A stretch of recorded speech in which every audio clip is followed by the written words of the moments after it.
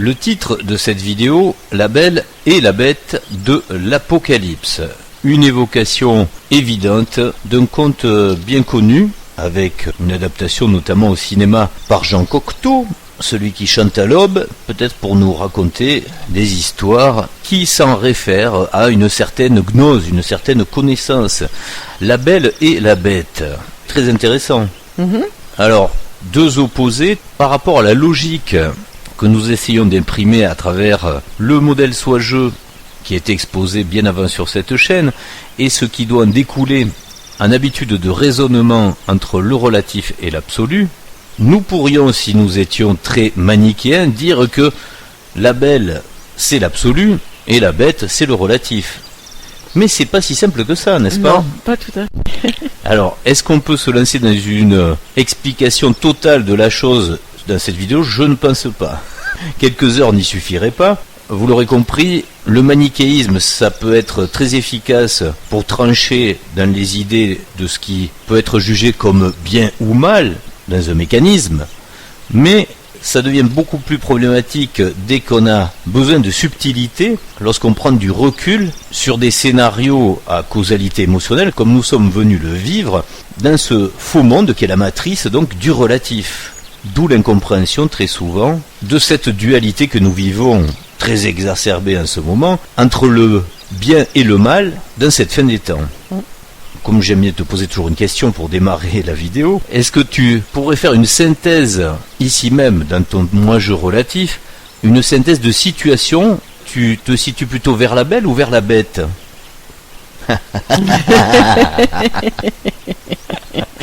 C'est complexe, hein? Je dirais un peu des deux. Sale bestiole. Mais non. Ben oui. Notre incarnation, elle est forcément faite des deux, deux. Et de la recherche de l'équilibre au-delà des apparences, je dirais. Tout comme dans la compréhension du modèle soit-jeu, que vous soyez homme ou femme, en vous, vous avez la forme détermine la fonction détermine la forme. Que vous soyez donc féminin ou masculin, vous avez un attribut dominant, ne serait-ce que par votre fonctionnalité, et l'émotionnel qui va avec. Mais, si vous êtes complet, vous devez avoir aussi votre partie opposée. Donc votre partie, nous dirons dans l'absolu, complémentaire. Donc là, c'est la même chose avec la belle et la bête. C'est-à-dire qu'à un moment, il faut savoir réunir les avantages et se séparer, on va dire, des inconvénients de chaque attribut. Comme tu disais juste avant en aparté, nous discutions tous les deux, la belle peut être très bête. Et là, ça devient un problème. J'ai pas dit que ça, mais on le dira pas. Voilà. On va pas aller plus loin, mais c'est une vérité. La belle peut être inconsistante, donc très bête au final. La belle peut être vraiment la bête. Oui. Voilà. C'est pour ça que je parlais d'apparence. Mais une bête n'est quelquefois pas si bête que ça, justement. Ouais. La subtilité, vous l'aurez compris, c'est d'être complet. Si vous n'êtes que dans la compréhension de ce qui doit être que beau, et en plus ici, alors qu'ici c'est l'enfer, hein, l'enfer s'oxyde, donc on le sait, ça finira toujours très mal. Mais il faut le dire au passage, ceux qui ne verraient que du beau, et qui sont en train d'installer dans le logiciel de la matrice relative des idées de l'absolu, se perdent dans cette façon de transmuter, de magnifier quelque chose dont l'essence, dont l'attribut, c'est justement d'être dans la dualité, donc d'être dans la bête, d'être dans l'horreur. On essaie de passer rapidement sur le sujet de pourquoi il faut arriver à faire la synthèse de ce qui est beau et de ce qui est intelligent. Au final, en évitant justement ce qui est moche et violent, c'est bien cette synthèse entre la belle et la bête, le féminin, le masculin, la synthèse du bon équilibre. Alors quel est le bon côté de la bête ? Puisqu'on l'a vu, la belle, on le sait, c'est le côté vénusien, on va dire, c'est le côté de la beauté, c'est l'érotisme, les belles formes, la belle façon de se comporter, une culture de l'harmonie. Mais on l'a vu, ses attributs moins intéressants seraient la frivolité ou l'inconsistance, etc. Par contre, si on connaît les aspects néfastes de la bête, quel est l'aspect intéressant qu'on a de cet autre côté de l'axe ? La bête, qu'a-t-elle d'intéressant à nous révéler et qu'est-ce qu'on doit garder d'elle ? Puisqu'on est venu jouer, quand même, je vous le rappelle, ce rôle du cycle des moi-jeux. D'ailleurs, c'est ce qui est révélé, raconté dans la philosophie de La Belle et la Bête. Et nous, on garde, pour insister sur la dramaturgie de la fin des temps, à travers l'Apocalypse, à travers le texte de l'Apocalypse, c'est la bête de l'Apocalypse. Mais qu'est-ce qu'il y aura à garder du bon côté de la bête? Et c'est là le plus peut-être difficile à comprendre, puisque nous sommes venus jouer dans cette bestialité, dans cette dualité. Mais qu'est-ce qu'il y aurait de bon à retenir dans tout ça? Alors premièrement, l'aspect le plus pragmatique et sur la compréhension émotionnelle, c'est tout simplement la force des émotions. Comprenez bien que si nous restons dans le logiciel de la beauté légère, dans ce qu'elle a d'harmonieuse, sur le curseur de la puissance des émotions, de ce qu'il y a à vivre, nous sommes proches du zéro. Dès que nous touchons à une action d'ailleurs dite dans la matrice violente, vous comprenez bien qu'il y a derrière cette notion de puissance, donc de force. Et en soi, la force, elle n'est pas prédestinée mauvaise. Si on aime avec force, ça peut devenir très bien. Si on a de la haine avec force, évidemment, pour ici, dans la matrice relative, c'est quelque chose qui anime énormément la psyché humaine, dans tout ce qu'elle a d'intensité en émotion. Donc comprenez bien que dans ce sketch-là, dans ce scénario que nous sommes venus vivre dans le relatif, s'il y a bien quelque chose à retenir de la bête, c'est l'intensité, donc c'est la force, et ça va rejoindre un concept là aussi un petit peu difficile à aborder, surtout si vous ne connaissez pas, je le rappelle, le modèle Retour vers le soi-jeu, qui explique très bien la causalité et les corrélations qu'il y a entre deux univers, et pas 50 000, il y a le relatif et l'absolu. Eh bien, vous aurez compris que vous avez besoin de remettre de la force, de remettre de l'opposition dans quelque chose qui est parfait, et qui a besoin constamment d'aller dans du virtuel, se rappeler quel serait un monde anthropique et désordonné et d'horreur, pour revenir dans un monde d'ordre et d'harmonie parfaite. C'est quand même la causalité première. Donc je demande au côté féminin, qui représente normalement la bête ne doit plus te faire peur après ces explications. Oui ou non? En théorie, oui. Voilà, parce qu'il y a quand même tout un travail à faire, en gros d'acceptation de ce qu'on est venu faire ici. D'ailleurs, le plus rigolo, c'est que quand on est encore dans le rejet de toute cette horreur, souvent on dit non mais moi j'ai pas voulu ça. C'est pas vrai? Ah oui, oui. Ouais, j'ai jamais voulu ça. Oui, tout à fait. Est-ce qu'il faudra refaire un jeu comme ça? Ah non, jamais, jamais. Vous voyez bien que tout ça c'est une compréhension totale, et que cette compréhension totale on ne peut pas l'avoir dans le relatif. Ici nous avons un point de vue absolument relatif. Il faut avoir un point de vue absolument absolu. C'est quand même plus difficile. Donc le modèle Retour vers le soi-jeu vous donne bien des clés de compréhension pour pouvoir appréhender ces deux grandes différences. Et d'ailleurs, pour développer un petit peu la substance de cette vidéo, sachez que nous aurons à cœur d'expliquer la suite du scénario, dans ce que nous vivons dans cette fin des temps, dans cet apocalypse, dans ces révélations. Et nous reviendrons évidemment à cet outil précieux que nous avons laissé depuis 2 vidéos, le fameux pentagramme des 5 typologies, où, très synthétiquement, nous vous donnons l'occasion de vous situer et de vous orienter sur le projet de votre souhait, puisque à chaque fois, vous l'aurez compris, nous le rappelons bien, nous ne sommes pas là pour vouloir guider des personnes d'un côté ou de l'autre de ce pentagramme, mais à chacun de savoir qu'il existe une carte comme à l'entrée d'un restaurant avec 5 menus, et vous devez connaître les 5 menus, personne ne viendra le faire pour vous, pour choisir le vôtre. Cette vidéo sera pour préciser une fois de plus ce qui se passe à l'intérieur des familles différentes, à l'intérieur des typologies différentes, sur les projections, sur les projets conscients ou inconscients des personnes qui sont en train de vivre cette fin des temps dans la matrice. Nous reprenons donc le fameux pentagone des résolutions. Résoudre un problème, pour beaucoup, ça veut dire d'aller résoudre à l'extérieur ce qui se passe à l'intérieur. Mais comme nous sommes en interaction aussi du collectif, et là c'est le but de cette chaîne, d'amener de l'information dans la matrice. Alors certains vont le faire à travers des magazines, des journaux, des manifestations avec des pancartes. Il ne faut pas oublier qu'on a aussi cet instrument qui est extraordinaire, c'est le 3W, là, Internet. Internet, c'est le cerveau collectif. À l'époque, on parlait de cette imprégnation de l'information à travers la loi du centième singe. Tu rappelles un petit peu l'affaire de ce centième singe, pour essayer d'être rapide, sans raconter l'histoire totale?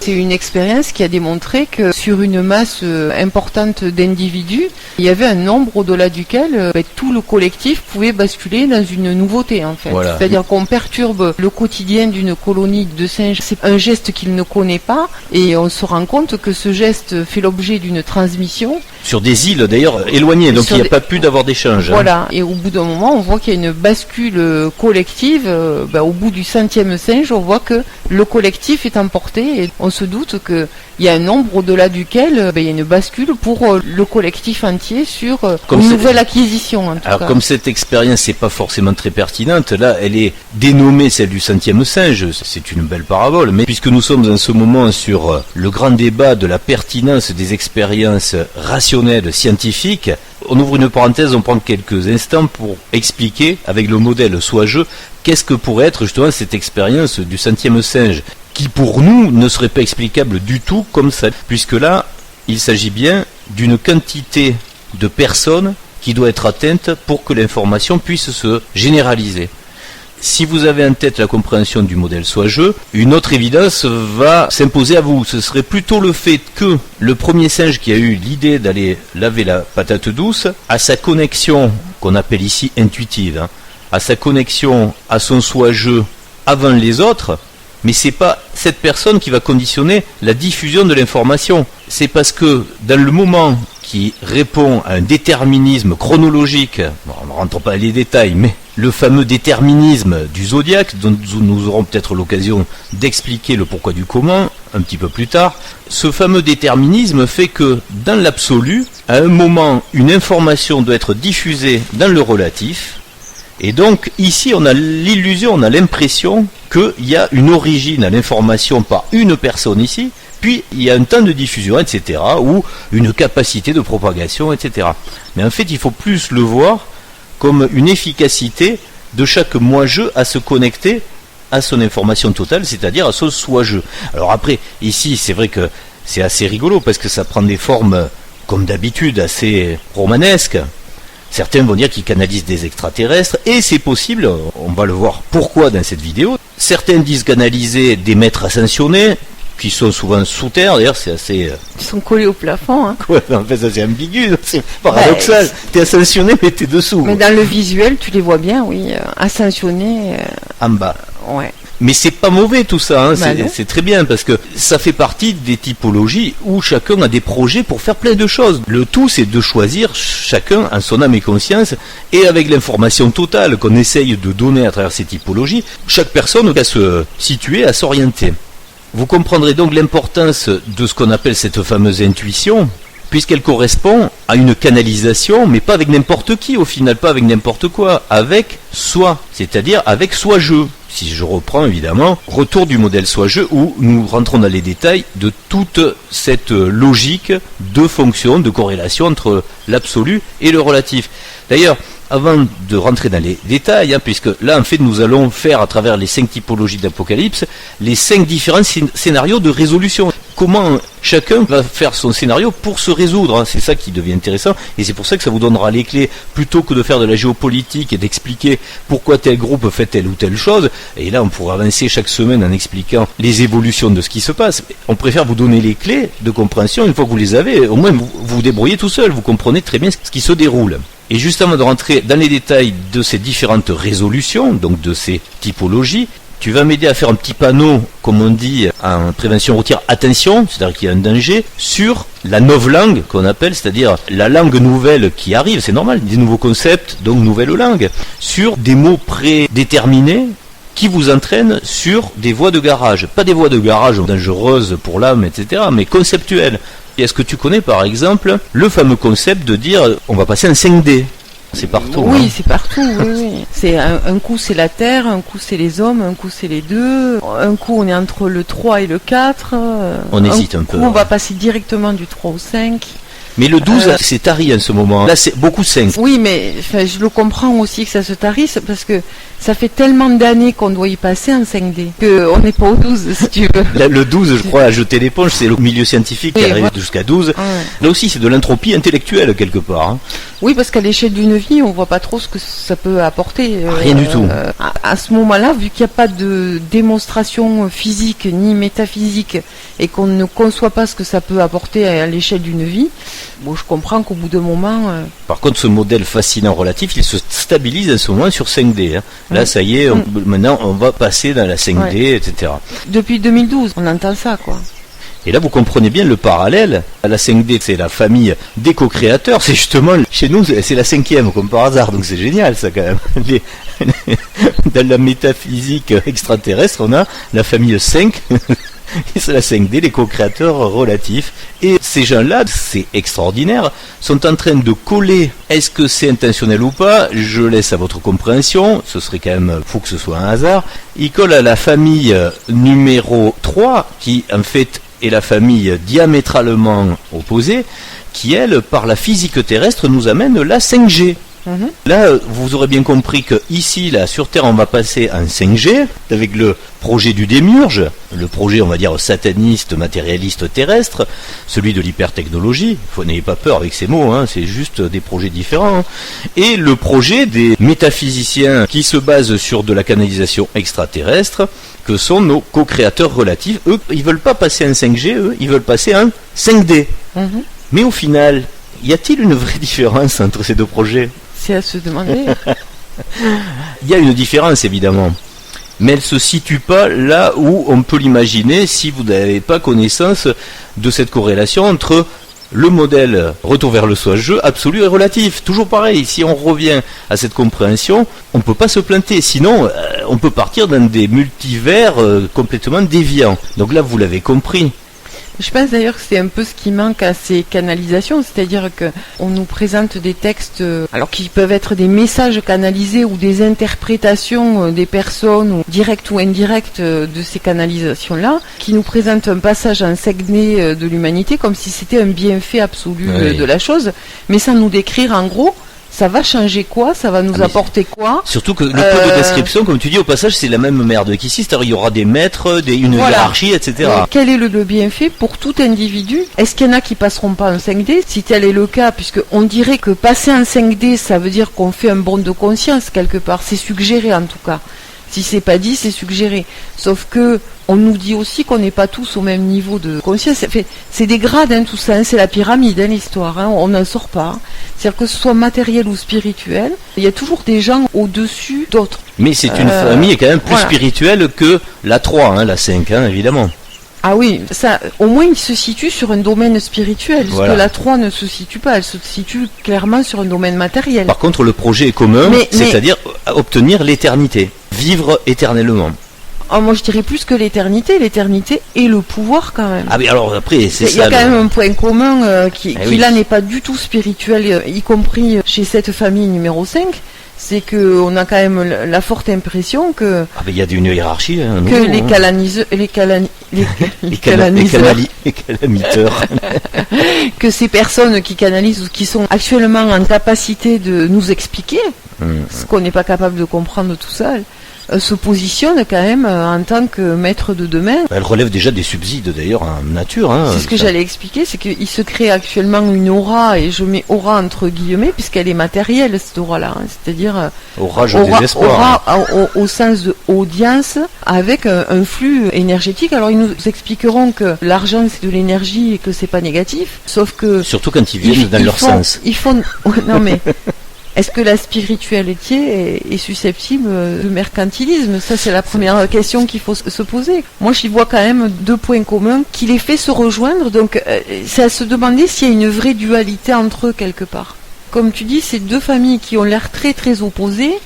Il y a des corrélations. Et parfois même au bord du conflit, ont quand même des buts qui sont assez similaires. Assez communs. On se dit qu'il peut y avoir un pacte, comme on l'a connu dans l'histoire. Hein. Dans l'histoire mondiale, on s'est partagé des villes, on s'est partagé le globe. On se dit peut-être qu'un jour, alors ça se fera pas cette fois-ci dans un train, hein, Parce que ça, on l'a déjà non, on l'a fait. déjà fait. Ouais. Mais je sais pas, Mais moi, dans une soucoupe, fusée, un vaisseau. on Ouais. se partagera peut-être ce nouveau monde, entre guillemets. Oui, parce que pour l'instant, on a déjà parlé dans des vidéos antérieures, ce qu'on voit très bien, c'est l'association entre la famille 5 et 4, entre les sauveurs extraterrestres et la métaphysique extraterrestre. Ça, on l'a vu, ça s'est réuni ces derniers temps, mais par contre, comme tu dis, on n'a pas encore du tout l'association visible entre la famille 5 ou 4 avec la 3. Hein. Pour l'instant, avec la 3, il n'y a personne. C'est les seuls des murges là qui tiennent vraiment exclusivement le logiciel d'en bas. Enfin, il semble, évidemment, puisque vous avez bien vu qu'ils perdent la main. Hein. Oui, c'est pour ça que ça bouge. Hein. Par contre, ils ont l'avantage de ne pas changer grand-chose, puisqu'on est déjà dans un domaine purement matériel. Et ils ne font que nous faire évoluer dans ce domaine matériel de plus en plus vite et de plus en plus ample. Voilà. C'est ce qui dérange le moins un esprit. Il y a des êtres qui n'ont pas encore envisagé qu'ils puissent être autre chose qu'un être qui naît et qui meurt. Donc qui exclut toute métaphysique ou toute spiritualité. Pour ça, ils ont l'avantage de ne pas trop déranger le cerveau. La conscience, c'est vrai. Mais comme tu dis, au final, c'est parce que tu connais le rouage de ce qui doit arriver, mais ça paraît bizarre à ce niveau-là du scénario de le dire, mais c'est une évidence pour ce qui va se passer. Là, pour l'instant, on n'a vu qu'une association entre les sauveurs extraterrestres et la métaphysique extraterrestre, mais dites-vous bien que puisqu'on va arriver par le déterminisme zodiacal à une obligation d'âge d'or, donc d'apaisement de cette dualité dans l'enfer oxydable ici, c'est une obligation, évidemment, que ces 4 familles du relatif, au final, s'associent. Ah oui. Elles seront plus en dualité. Ah oui, oui. C'est-à-dire qu'un équilibre va se faire entre ces différents projets, où certains d'ailleurs vont dégager du logiciel, hein, pour leur plus grand bonheur, et d'autres vont pouvoir faire des coalitions, des associations, en vue de trouver une paix durable pendant les âges qui vont se succéder. Enfin, le début, parce qu'à la fin, ça finit toujours mal. Hein. C'est assez facile d'entrevoir que la famille 5 va se substituer à la 2 sur le plan... Tout à fait, ça se voit déjà. Voilà, les anciennes religions vont... disparaître. Voilà, disparaître au profit d'une autre forme de spiritualité qui là, c'est le bouddhisme, on le voit, qui prend le pas. Voilà, ce sera porté par cette famille 5. Et on peut se dire que l'alliance entre une grosse famille métaphysique et une grosse famille physique, ce sera l'apport peut-être d'une technologie propre, propre. Ou qui laissera apparaître une libération des individus qui auront de quoi souffler pendant un petit temps, mais on repart dans le cercle, dans la roue, quoi. Et oui, c'est comme l'histoire du 5e on singe. repart sur un cycle. Voilà, à un moment, il faut bien se rendre compte que personne n'est génial ici dans la matrice. Hein. Chaque fois, c'est le moment où vous pouvez infuser votre capacité de recueillir de l'information de votre propre personne complète, votre propre personne caractérisée, donc le soi-jeu, soit vous vous débattez dans un jeu qui est fait pour ça d'ailleurs. Mais si vous comprenez bien, les personnes qui sont en train de canaliser des extraterrestres, c'est là que certains pourraient dire, mais alors ceux-là, là, leur soi-jeu, qu'est-ce qu'il est dans cette histoire-là ? Eh bien oui, effectivement, il y a bien une histoire d'extraterrestres. On va rentrer les détails tout à l'heure, puisque là pour l'instant, on survole la novlangue, des mots là comme ça qui sont très utilisés, dont il faut toujours se méfier. Donc il y a cette histoire de 5D, donc dès qu'on parle de 5D, mais au final, qu'est-ce qu'on dirait aussi ? C'est bien ça le problème. C'est-à-dire que toutes ces personnes-là, c'est un petit peu le nouveau vocabulaire, c'est le glossaire nouveau d'information, de dire oui, on va dans un autre monde, vers autre chose. Donc eux, c'est ça. Bon, c'est vrai que après, il faut s'en méfier parce que justement, les discours qui se rattachent ne sont pas forcément les bons. Mais oui, parce que en fait, on noie les choses dans une terminologie qui est même pas définie et pour lequel il n'y a même pas un consensus. Donc ça donne des propos 5 dimensions, 5e densité. Ah oui, ça aussi, densité. Des débats entre... Mais ça apporte quoi ? Alors on y va, tiens, mais justement... Ça apporte rien. Tu permets de faire le pont sur cette histoire de 5e densité qui est devenue 5e dimension. Au départ, il y a quelques années, c'était densité. Et ça, c'était bien pour marquer, et ils y sont arrivés, pour marquer le logiciel dans les conscients que la matière n'existe pas. Donc on rejoint ce camp des fascinants en fait qui ne comprennent rien à la physique et à la métaphysique et au rapport qu'il y a entre les deux et qui sont obligés pour devenir des maîtres ici, donc les grands gourous, de faire de la fascination. Alors dans les concepts à l'emporte-pièce de la novlangue, il y a aussi ce fameux « la matière n'existe pas ». C'est vrai que quelque part, c'est une vérité. dans l'absolu du fonctionnement de compréhension de la mécanique de l'illusion de la matière. Mais pour que cette illusion fonctionne, il faut bien que ça en soit de la matière, sinon notre jeu il n'existerait pas. Et en plus, le gros piège, il n'est pas que là. Parce que s'il était que là, c'est de se donner une transcendance pour comprendre que ce monde, quelque part, c'est pas le vrai. Mais pour nous, il est vrai, on y est dedans. Mais il faut bien se dire que là où il y a un danger intellectuel et du concept, c'est que ça laisse supposer que ces gens-là qui sont donc au-dessus de vous ont compris que le vrai monde est dans quelque chose qui est immatériel. Et là, on voit le danger. Donc l'histoire du gaz, etc., on en rigole souvent avec que ce soit les namastés ou même les physiciennes de l'extrême, etc. Je pense que l'approche, elle est pas bonne. La matière, elle existe. Hein. C'est là qu'on voit que le travail sur l'ego, il est fondamental. Et c'est pas pour rien que sur la chaîne, c'était les vidéos de début, c'était vraiment ça. C'est-à-dire que le danger, quand même, c'est que la responsabilité, on l'a eu dit aussi, leur responsabilité, c'est de partager un savoir comme si c'était un savoir absolu, comme si c'était une vérité collective. Or, fondamentalement, le fait de dire que la matière n'existe pas et qu'on n'est pas matière et qu'on ne vit pas dans la matière parce que c'est une illusion, c'est déjà oublier le fondamental, c'est qu'on s'est incarné. Donc on est venu faire une expérience matérielle. Et la matière... Oxydable, je le redis. Complètement. Et en fait, dans le fer, le fait de constater physiquement qu'effectivement la matière a un côté illusoire, c'est juste nous faire comprendre qu'on n'est pas que ça. Que derrière, il y a quelque chose de plus, qui est subtil. Et eux, ça fait ils pas mettent de quelque nous. chose de moins, puisqu'ils disent après, il n'y a plus de matière. Voilà. Quoi. Mais c'est parce qu'il y a un déni de ça. Comment tu vas faire tes paysages, tes planètes, etc. C'est exactement le concept de la belle et la bête. Le nihilisme, c'est exactement ça. C'est-à-dire qu'on va s'arrêter à une apparence pour classifier quelque chose dans le beau ou le laid, le bien ou le mal. C'est de là aussi qu'on voit le fait de il faut dominer l'ego, il faut effacer le mental, etc. Au lieu de comprendre les choses. Alors que chaque chose nous sert à faire l'équilibre. Voilà. Simplement, tout doit être à la bonne dose, à la bonne place. Et à sa compréhension véritable. Voilà. Donc, on est matière. C'est pour ça qu'on l'expérimente. Et on l'expérimente ici sous la forme duel. Et dans l'absolu, il y a de la matière aussi. Mais c'est pas parce que on comprend qu'on n'est pas que matière qu'on devient que non-matière, qu'on devient complètement immatériel. Et je pense que là-dessus se greffent aussi tous les égrégores angéliques qui sont assez puissants quand même. Il y a beaucoup de gens qui font passer des canalisations, des archanges. C'est des archétypes qui collent à chaque famille. Chaque famille a les mêmes choses, mais un archétype différent en fait. Voilà, et qui sont porteurs de ça, quoi. Qui sont vraiment porteurs de ça.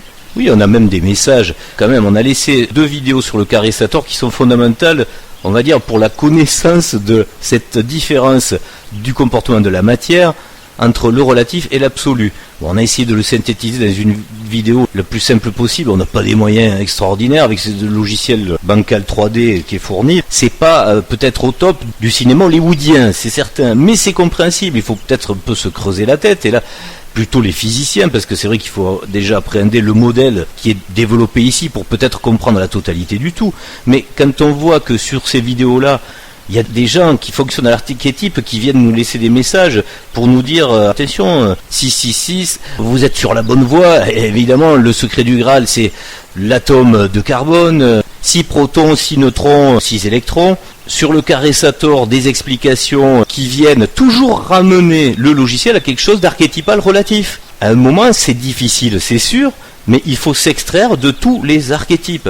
Alors, certains viennent même, c'est pour ça que je pense au carré Sator, donner des explications avec, par exemple, l'excellente mythologie égyptienne. Mais la mythologie égyptienne, elle est là pour expliquer justement le fonctionnement du carré Sator. Elle n'est pas là pour que vous déblatériez bêtement la mythologie comme un conte, comme un récit. Justement, le conte et le récit, c'est l'inverse. Il est là pour que vous compreniez le mécanisme. Et là, on a épuré de tout archétype la vidéo en mettant le mécanisme. Qu'est-ce que vous venez nous donner de l'archétype ? Vous comprenez que c'est difficile dans ce monde relatif qui n'a fonctionné depuis toujours qu'à l'archétype, à travers le zodiaque. À un moment, quand il faut tuer les poissons, on tue les poissons. Quand il faut tuer les béliers, on tue les béliers. Quand c'est les taureaux qui y passent, c'est les taureaux, etc. C'est un jeu à un niveau de bêtise incommensurable. Il faut bien le dire. Donc sortons de ça. On est à la sortie de c'est derrière les archétypes que se trouve la clarté. La clarté, oui. Et justement, c'est la période du Verseau, donc c'est la clarté. Mais je pense que c'est ça aussi. Qui doit s'installer. C'est qu'ils mettent cet archétype en avant comme si c'était le Saint Graal. Voilà. Mais c'est rien du tout. C'est juste un archétype. Un archétype, oui. Qui a plus ou moins été oublié, vécu dans le temps et qui là s'expose. Et je voulais finir en disant que certes, ici on a une certaine densité, mais c'est pas parce que les densités sont différentes que ça veut dire que ici on en a et ailleurs on n'en a pas. Mais il y a déjà de la densité différente dans chaque matrice. Voilà. Le fer n'a pas la même densité que le pain d'épices. Et donc ça noie complètement le discours. Il n'y a rien à apprendre de ce discours-là. Mais c'est pas rationnel, donc c'est dangereux. Et derrière, qu'est-ce qu'on nous dit ? Eh ben là, tu étais un corps de matière, alors si tu as compris que tu n'étais pas que ça, demain tu deviens un gaz. C'est-à-dire tu passes en densité immatérielle, on va dire. Mais ça sort d'où ? C'est fait pourquoi ? Et ça n'a pas de sens. Mais c'est pas rationnel et c'est dangereux et c'est ce qu'on voit en pratiquant tous les sites du New Age, c'est que vous vous apercevez, c'est quelque chose d'affligeant, c'est assez incroyable, mais ça veut dire aussi c'est quelque chose d'encourageant. C'est que quelqu'un peut vous raconter la pire des aberrations. En ce moment, tout le monde qui veut passer à autre chose a tellement besoin de rêver d'autre chose qu'il est prêt à accepter la pire des aberrations, des trucs qui n'ont ni queue ni tête. Oui, je pense que c'est un médicament, ça soulage de beaucoup de choses. En d'autres temps, on aurait demandé des précisions. C'est pas une évolution. Non. Là, tu parles de mots, d'expressions. Je pense que si dans le discours, il y a de la hiérarchie, il y a des niveaux, ça veut dire que moi je m'élève et toi tu restes en bas. C'est pas sage comme discours. Il y a un besoin d'ascendant. Voilà, on sent derrière quelque chose dans ce genre-là. Et on le sait au final, ce que c'est, ça finit toujours par de la hiérarchisation, de l'exploitation, donc de l'esclavagisme. Bon, t'en as d'autres après Oui, on va finir avec ça avant de faire le tour là, des résolutions, parce que il faut toujours prévenir avant de guérir. Donc on a la méfiance à avoir, on le redit bien, c'est pas grave tout ça, mais c'est juste, ça peut être très déviant, donc il faut faire attention en tous les cas. Non, ça peut pas, ça l'est. Ça l'est, mais en attendant, il n'y a pas mieux peut-être, donc il faut faire avec, on va dire. Ça engage quand même une responsabilité. Voilà. Dans ces aberrations qui sont utilisées intellectuellement en vue de fascination, la matière n'existe pas, cette fameuse conception de la 5D en dimension ou en densité plus que floue, voilà, ou les deux. Et nous avons aussi le pire de tout. Alors là, c'est le truc qui vous perd, mais là, c'est absolument et c'est sûr. C'est nous sommes dans toutes les dimensions en même temps et nous sommes dans le passé, le présent, le futur. C'est-à-dire la négation du temps. Tout ce qui vient appuyer cette fascination sur le temps, ça c'est l'ultime. Ça c'est la manipulation du pervers narcissique, on va dire, si on se remet dans la psychiatrie humaine égotique du relatif. Quelqu'un qui vous balance ça, c'est comme l'histoire, tu sais, d'un grand physicien de la quantique vous dira, si vous avez compris la physique quantique, c'est que vous avez rien compris. Mais là c'est pareil. Le gars qui balance ça, c'est que soit c'est un grand mythomane, il croit avoir compris, ça lui passera, c'est pas bien grave. Il a compris, alors par contre, la personne qui porte cette croyance, parce que c'est pas une vérité, c'est une croyance, enfin il faut espérer qu'il y croit d'ailleurs, elle la porte à l'encontre de tous les âges, puisque depuis qu'on l'on a du savoir, on nous parle de cycles, les années, avec des précisions, les heures, les jours, et ça a fait un savoir ancien, ancestral, une compréhension même, qui n'est basée que sur la compréhension du temps. Sous différentes formes, on l'a déjà dit, il y a 2 formes de temps, au moins. Tout. C'est-à-dire, on part de la seconde jusqu'à la précession, et dans tout ça, on n'a que du temps. Voilà. Alors cette cohérence, en plus, elle se comprend, on l'a déjà dit, avec 2 temps, le temps de pi, le temps de phi, le temps du relatif et le temps de l'absolu, puisque le comportement, là aussi, de la matière dépend du temps où il se trouve, donc il n'y a que 2 niveau d'univers, c'est-à-dire il n'y a pas des multivers, il y a 2 univers jumeaux. Ils sont jumeaux, mais pas parce qu'ils se ressemblent, c'est parce qu'ils sont imbriqués l'un dans l'autre. D'ailleurs, c'est une mauvaise appellation que de dire qu'ils sont jumeaux, puisque là on pourrait tomber sur le modèle de Sakharov ou de Jean-Pierre Petit, etc., qui ne correspond pas du tout à celui que nous comprenons. Donc, pour faire le résumé de cette fascination ultime, très dangereuse, qui, évidemment, provoque ces concepts de multivers, ces concepts aussi comme dans le film Interstellar, le problème c'est que cette aberration entraîne ce qu'en psychiatrie on connaît très bien, une dissociation caractéristique personnalisée. Pour pas développer, perdre du temps là-dessus, on va juste le résumer en expliquant que quand votre intelligence vous permettra d'aller jusqu'au bout de ce raisonnement, si vous y restez dedans et que vous le validez, en fait vous devenez schizophrène. Un peu comme la compréhension basique qu'on a du dédoublement de personnalité ici. C'est-à-dire que le fait que vous pensiez pouvoir vivre dans des multivers et que vous êtes décliné à 100 000 ou plus personnes de vous-même en train de vivre des choses différentes, c'est de la schizophrénie psychopathe. Vous n'êtes relié qu'à votre entièreté personnifiée dans l'absolu qui est le soi-je. Ce qui est déjà difficile à gérer. Oui. En termes d'individuation, c'est déjà difficile à gérer, alors t'imagines... Si il y en avait, c'est qu'à 2000. Ouais, oui. Ça, c'est des questions... incohérentes. Donc, il faut se les poser. Je sais pas quelle est la réponse de ça. L'individu n'existe pas. Voilà, c'était une petite liste rapide de ces mots de la novlangue qui font que, quelquefois, on peut s'égarer dans des concepts très déviants et aberrants. Or, la synthèse qui nous est demandée dans cette fin des temps, on parlera d'ailleurs à la fin de cette vidéo de cette affichette qui reprend la mythologie égyptienne, et non pas pour étaler comme de la confiture notre savoir dans ce domaine-là sur Bastet, sur le chat qui à un moment coupe le serpent du temps. Nous aurons l'occasion de vous donner en fin de vidéo une réflexion sur la totalité de la compréhension justement de l'archétype. Et là, pour terminer cette première partie avec les avertissements de sécurité, il faut bien comprendre que dans le cerveau collectif, sur lequel nous exprimons en ce moment, puisque vous êtes en train de prendre de l'information, donc c'est bien que vous avez accès à cette banque de données. Par rapport à l'histoire du centième singe, ça va beaucoup plus vite en ce moment, puisque pour votre soi-je, il est évident qu'il est plus simple de vous amener à travers les chemins des électrons, à travers les chemins des big data, des données qui sont stockées sur des disques durs, de vous amener des liens électriques, c'est-à-dire des liens de cohérence dans la physique qu'il peut maîtriser, plutôt que dans la lenteur d'un processus logique que vous comprendriez vous-même. Difficile à appréhender, peut-être que je développe, vous c'est compris là, PCMO. Moi ça va, mais après je sais pas. Comment le dire autrement ? Si vous deviez en temps normal vous connecter à votre soi-je par intuition, mais bonne intuition, parce que le problème là, on a beaucoup parlé d'intuition avec le professeur Raoul, etc. Et certains chercheurs fonctionnent avec ça et d'autres non. Si, il faut voir que tout le monde a plus ou moins l'occasion de fonctionner avec son intuition. Le problème, c'est que si vous faites fi de la rationalité, votre intuition, elle peut être pourrie et vous allez vous orienter vers une voie absolument déviante. L'intuition n'est jamais garante, surtout pendant l'époque du poisson, de bonnes idées ou de bonnes directions. Donc vous comprenez bien que cette difficulté qu'on a à la fin du jeu, c'est que cette reliance avec notre soi-je, nous ne l'avons pas clairement. Ou même quand on l'a, quelquefois, on ne la comprend pas. On peut croire que c'est des extraterrestres, ou on peut croire que c'est autre chose, etc.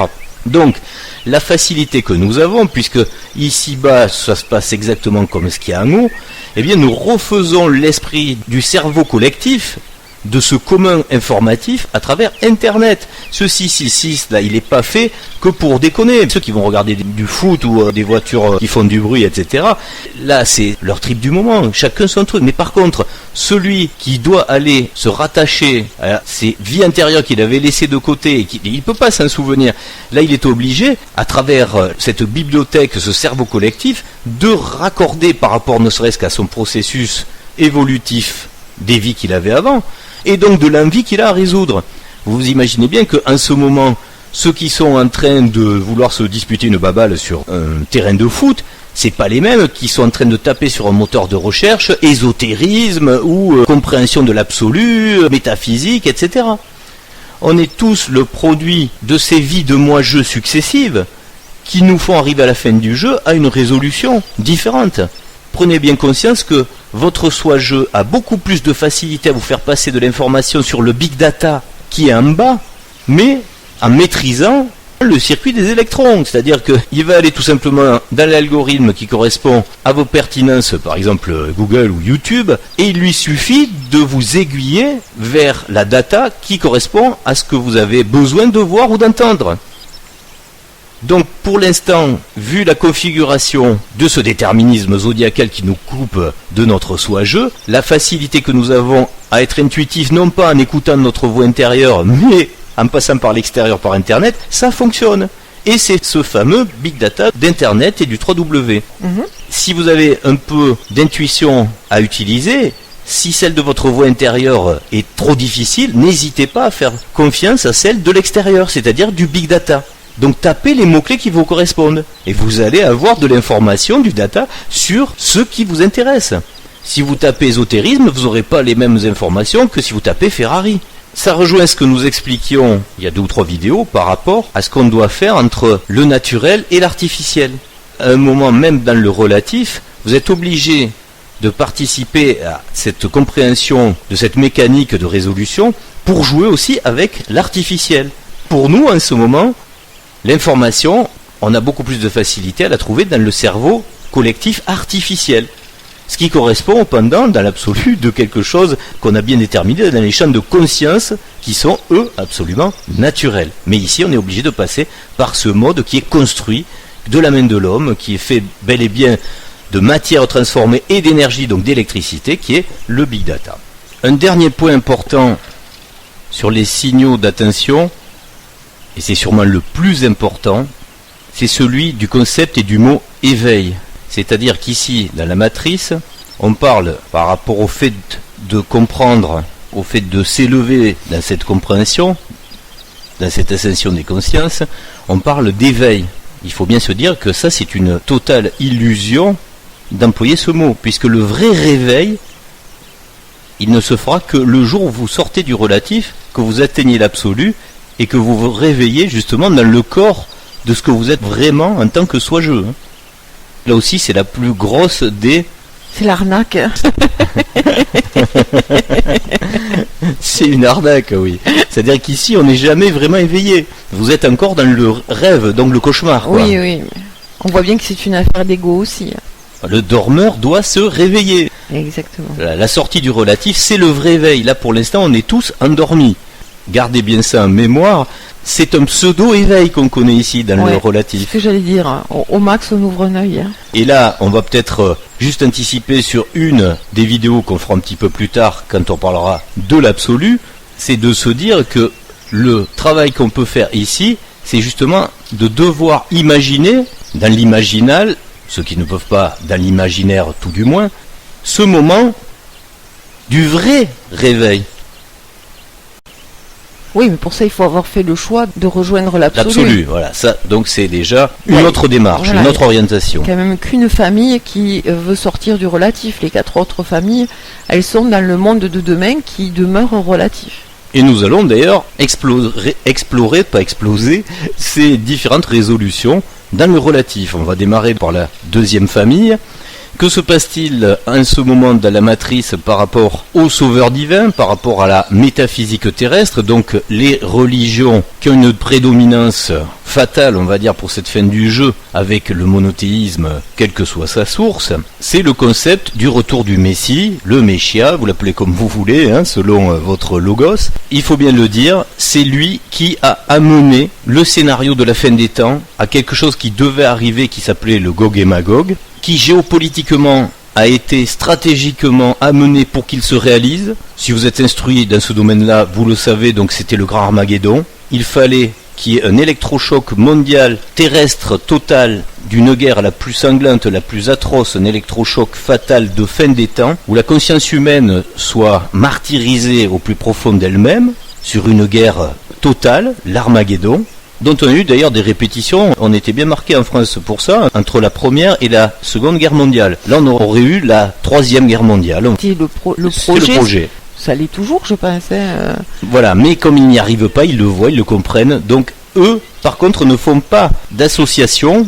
Eux, pour l'instant, n'ont fait aucune alliance avec les 3 autres familles de résolutions différentes. D'où cette grande opposition, cette dualité qu'on a encore, qui est quelquefois sporadique à travers, vous appellerez ça comme vous voulez, des attentats, de la manipulation de communication sociétale, etc., à travers des courants de pensée, à travers toujours de la dualité, puisqu'au final, le seul but de ce logiciel dans le Gog et Magog, c'était de faire monter la dualité à tous les niveaux, que ce soit racial, ethnique, de genre également, masculin-féminin, etc. Classe. De classe exactement sociale, etc. Pour en arriver à une opposition totale dans tous les domaines de ce qui concerne l'émotionnel humain.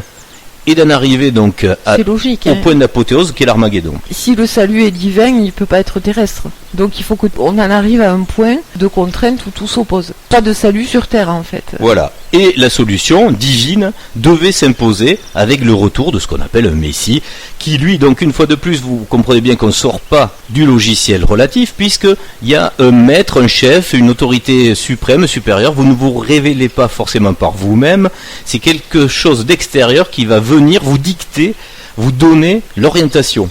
Alors on ne dit pas que c'était un logiciel qui était mauvais, puisqu'en soi, il a pu imprimer un certain logos de l'absolu. Mais c'est lui qui a conditionné la véritable dualité dans la barbarie, à travers l'esclavagisme de classe, etc. Donc il faut quand même pas oublier que cette solution de résolution est loin d'être humaniste. Ah oui, et spirituelle. Et spirituellement, on peut le voir à travers le comportement de ceux qui se disent porteurs du message de cette résolution du Sauveur divin. À travers le comportement, on n'a pas vu de l'exemplarité non plus. Oui, et puis de notion de salut universel non plus. Le projet, c'est pas qu'il y ait un sauvetage universel, je dirais. C'est réservé aux adhérents. Les religions monothéistes ne prévoient pas un salut universel. On élimine, on trie et on garde ce qui nous paraît correct à garder. On pourrait quand même espérer de la part de porteurs de spiritualité un changement d'abord qui ne se fait pas dans la barbarie, dans les exactions, et ensuite une tolérance, un pardon, de la compassion qui aurait vocation à amener un logiciel qui soit accessible à tout le monde. Ce qui nous fait aborder la thématique du cycle déterministe destructeur. Pour ces personnes-là, il l'est. Alors que dans la logique de la mécanique de fin d'état, il n'est pas forcément. On rentre un petit peu dans l'explication. Parce que c'est pas la même nature de destruction. On nous a laissé dans les textes de la destruction pour construire. À mon sens, c'est de la destruction pour éliminer. Oui. C'est pas la même chose. Voilà, pour avoir une compréhension dans la réalité des faits, que c'est pas une main divine ou un démiurge qui écrit le scénario. Justement, c'est pour ça qu'on a tous le libre arbitre absolument dans la vraie démocratie de fait, dans l'absolu et dans le jeu. C'est que c'est selon le comportement de chacun que le scénario va se dérouler ou pas. Un exemple, si dans la matrice vous avez le risque de vous prendre un croiseur, c'est-à-dire une grosse météorite dans la figure ici, c'est pas parce que le divin l'aura décidé. C'est à chaque fois le fruit d'un moi-jeu ou de plusieurs moi-jeux qui auront œuvré dans la matrice que les choses sont possibles et qu'elles sont proportionnelles à la situation qui le nécessite. Un croiseur, il vient pas de nulle part. Il faut comprendre que la ceinture d'astéroïdes que nous avons, par exemple, de ce système solaire, c'est plein de petits morceaux d'une planète qui est éclatée. Mais est-ce que vous croyez que le système harmonieux d'un système solaire, par exemple dans l'absolu, peut être par le hasard détruit? Certainement pas. Donc, dans la grande mécanique qui se déroule dans le relatif, c'est la même chose. Mais nous, dans notre conscient de moi-je relatif, on a du mal à imaginer qu'on puisse être à la source, à l'origine d'une problématique aussi énorme.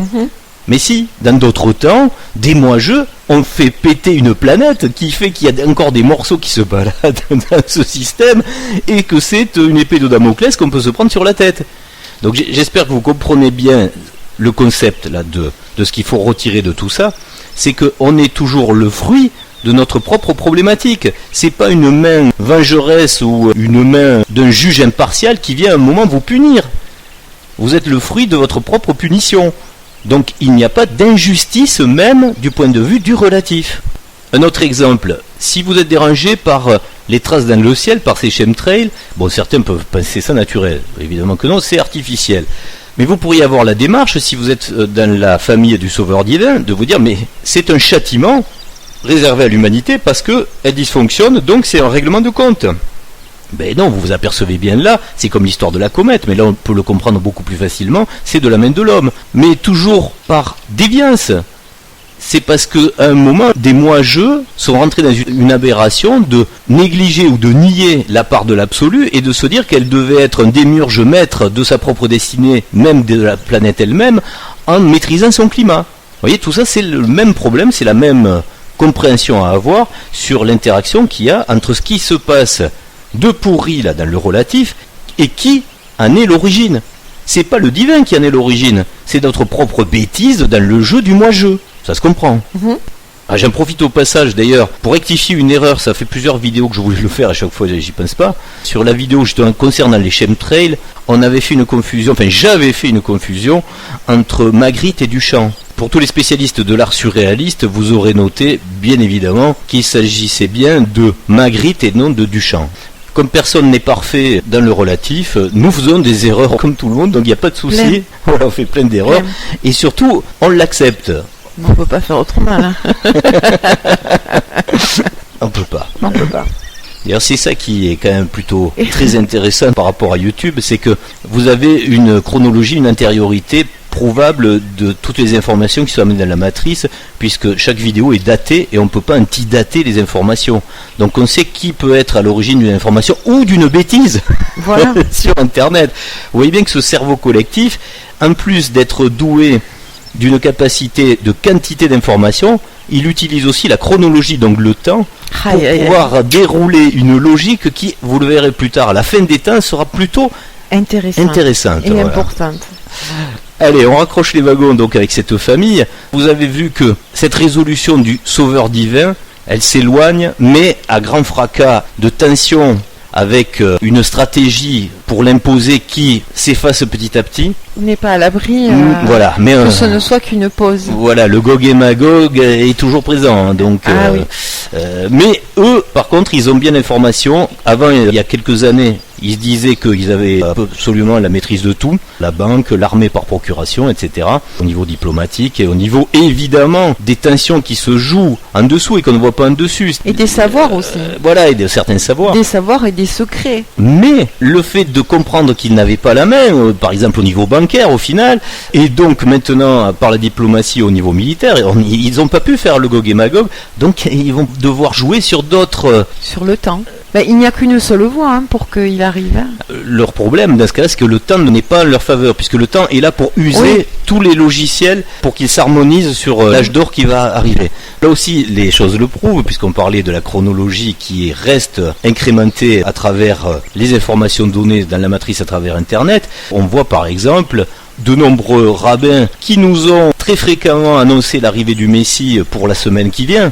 Et ça, on pourrait en faire la compilation. D'année en année, ils trouvent les signes. Et à chaque fois, ça n'arrive pas. Donc du coup, les logiciels s'érodent avec cette perte donc d'égrégore, puisque il y a ceux qui y croient diminuent. C'est pareil.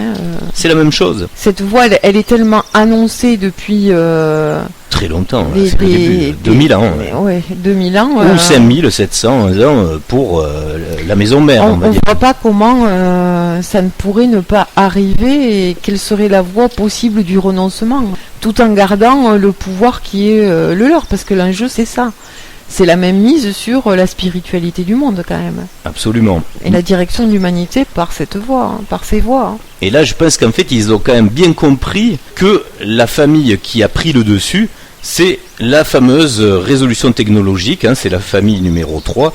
Dans cette typologie, vous voyez bien que c'est par la physique terrestre en ce moment que le logiciel est tenu.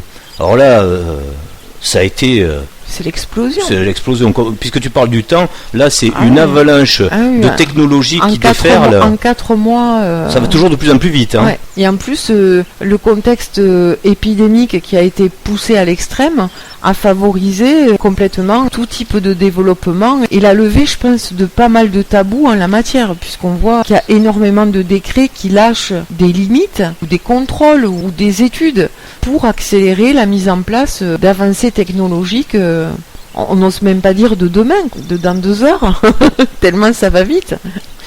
Mais là où quelquefois on a du mal à connaître l'origine d'un problème, on le voit avec le virus, c'est de savoir de quelle typologie il provient. Puisque vous avez toujours compris que la causalité, on en parlait par rapport au chemtrail ou au croiseur, à chaque fois, il n'y a pas de châtiment ou de catastrophe provoquée par l'absolu, c'est à chaque fois l'incompréhension des moi-je du relatif qui crée les conditions de conséquences catastrophiques. Un virus, c'est pareil, ça fait un déséquilibre, c'est du mauvais artificiel. Sachant qu'il n'est pas venu de l'absolu, c'est bien quelqu'un qui l'a créé dans le relatif. Le concept du virus, alors là aussi, il faut sortir des négationnistes, parce qu'il y en a qui disent que le virus n'existe pas, par rapport à la 5e famille des co-créateurs, par exemple, ou de ceux qui sont connectés avec certains extraterrestres, etc. Dire, mais tout ça, c'est que du virtuel. Donc là, vous voyez bien qu'on est encore dans une aberration qui s'extrapole du logiciel du relatif. Donc on est dans quelque chose de très différent.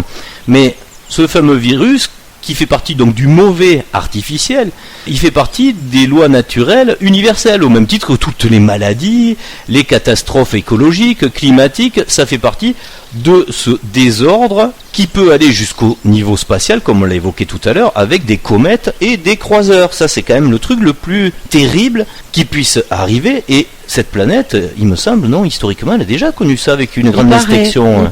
Il paraît quand même, ouais. Bon, d'où ça venait, d'après vous? Il faudrait remonter encore la chronologie pour le comprendre. Il n'y a jamais de hasard, ni d'injustice venue de l'absolu. À chaque fois, c'est le résultat de ce qui se passe, évidemment, dans le cauchemar de la matrice.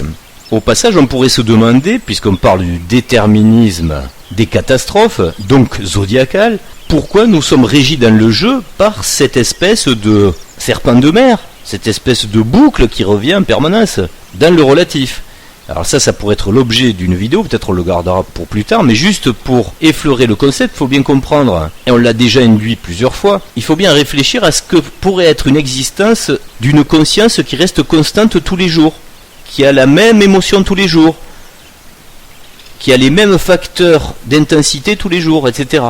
Ce serait suicidaire, même dans l'absolu.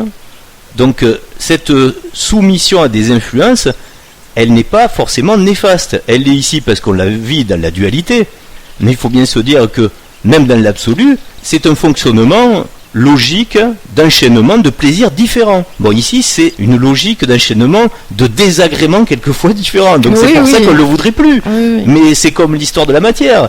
Il faut bien comprendre qu'est-ce qu'il faut garder de bon, de quoi on se débarrasse qui est mauvais, et qui fait partie donc du relatif. L'épreuve est la preuve d'une évolution de conscience. Quand on n'en a pas conscience, on subit les choses en se disant, moi je comprends pas pourquoi, par exemple, ce matin je me lève et il n'y a rien de plus, mais ça va pas. Pourtant, il n'y a rien de plus dans ma vie, mais ça va pas. Et vous savez que toute la journée, ça va être ça. Le baromètre a changé. Ah, ça, hier ça allait, aujourd'hui ça va pas. Quand on a avancé sur soi, sur la compréhension, on ne perçoit pas les choses de la même façon. On peut ressentir, mais on va pas le vivre de la même façon. On pourrait même se dire que le 20 sur 20 serait de ne plus être soumis à ce type d'influence, si tant est que ce soit possible, mais c'est pas souhaitable. Ça paraît, oui, et puis ça paraît compliqué parce que ici on est des êtres d'émotion et on est reliés aux autres. Et de l'autre côté aussi, attention. Oui, non mais déjà ici, le but n'est pas le même, on va dire. Voilà. Le but sera pas le même. Donc dans cette compréhension du cycle déterministe, nos amis de la résolution par la physique terrestre, donc la 3e typologie, par la résolution technologique, nous a prouvé qu'elle tient en ce moment le logiciel, et ça peut-être que c'est pas forcément évident si vous regardez que le journal de TF1, puisqu'il faut plutôt trouver ça sur le cerveau collectif, sur le 3W, pour le comprendre. Ça transparaît quand même sur les médias classiques. Très peu. Si, avec c'est rare qu'il n'y ait pas un jour où on nous explique pas que grâce à l'intelligence artificielle de demain, on pourra faire beaucoup plus de choses dans tous les domaines. Que ce qui est fastidieux aujourd'hui ou long à réaliser sera permis demain par une intelligence artificielle. C'est des reportages, on nous joue la magie. Ça va être magique. Donc si, ça transparaît quand même aussi. Et là, justement, on revient au désordre. Par contre, on parle peu des conséquences de ça. Mais c'est un basculement complet, notamment au niveau social, c'est économique et social. Et ce fameux désordre, il profite aux 2 premières familles, le sauveur divin ou la résolution technologique. C'est pour ça que ce virus, on s'en fout au final d'où il vient, mais il a vocation à servir ces 2 familles, puisque dans la famille de la résolution technologique, qui a d'ailleurs, entre parenthèses, les capacités de créer des virus, aussi. C'est un indice aussi. Aussi. Mais là où elle en retire les fruits, on l'a vu, c'est que pendant le confinement et pendant ce désordre chaotique économique, elle s'impose comme solution. Voilà. Résolution. Et résolution dans la matière économique, dans la matière technologique, de ce qui va vous sauver, on le voit donc physiquement par les vaccins, et par les pseudo-solutions technologiques qu'ils vous amènent sur la nature, c'est-à-dire le fait d'être écologiste. Nos fameux écologistes qui ne voient pas, je le rappelle, les chemtrails, etc. Là, la problématique, on y revient, regardez sur Internet, pour bien le vérifier, regardez le nombre de chaînes qui fleurissent sur des odes à Tesla, qui vouent un culte, c'est vraiment un culte, de la personnalité sur cette personne. Cette féodalité qui s'installe, elle n'est pas d'ailleurs qu'américaine, il faut bien le dire, au passage, on n'avait pas le temps forcément de l'évoquer dans les vidéos d'avant, mais si vous regardez qui produit de la technologie du futur au niveau automobile, c'est un bon indicateur de ce qui doit se passer sur la suprématie en balance sur le futur. Vous avez quoi? La Chine et les États-Unis, parce qu'il n'y a pas que Tesla. Intéressez-vous, vous verrez, il y a des marques chinoises qui sont très en pointe également sur des véhicules de demain électriques. L'industrie pétrolière et sa géopolitique bancaire va disparaître, il faut bien se le dire. On est sur ce basculement. On l'a déjà expliqué dans la vidéo de début d'année. C'est le point d'orgue de ce qui va s'organiser pour le futur. Mais comment ça va s'organiser? Quels seront les sursauts Est-ce que c'est public ou ça l'est pas? Est-ce que c'est d'intérêt commun ou pas? Là, pour l'instant, on voit bien que ça l'est pas du tout. Pour l'instant, non. La féodalité s'impose, mais alors de tout poil, et même dans l'idéologie des moi-je qui gravitent là sur cette terre.